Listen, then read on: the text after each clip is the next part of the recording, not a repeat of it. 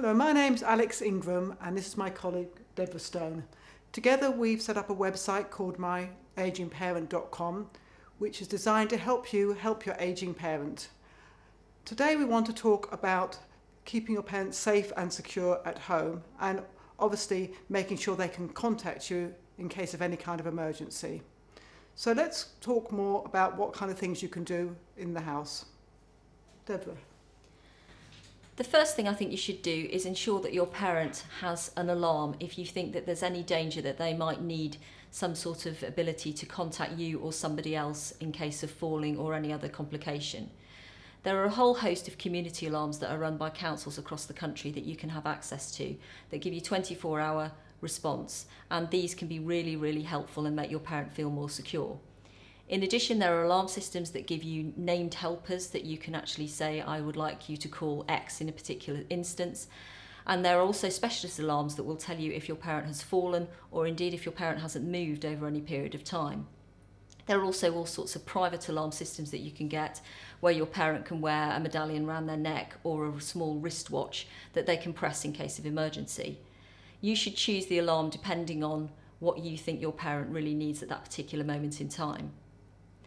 The other really simple thing to do, but it's very helpful and again gives them that level of security, is to just create a list by the telephone, all telephones ideally in the house, which has got their name of their GP and number, pharmacist, friends, relatives and anyone else you can think of really, just so they've got it. And you can also program that into their telephone if that helps them.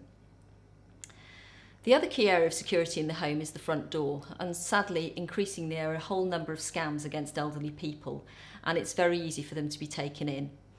The simplest thing you can do is make sure that they have a chain on the door and that they put it on whenever a caller comes, even if it's going to be you.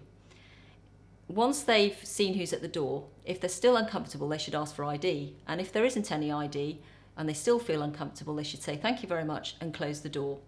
If they feel threatened any further, they should have no compunction in calling 999.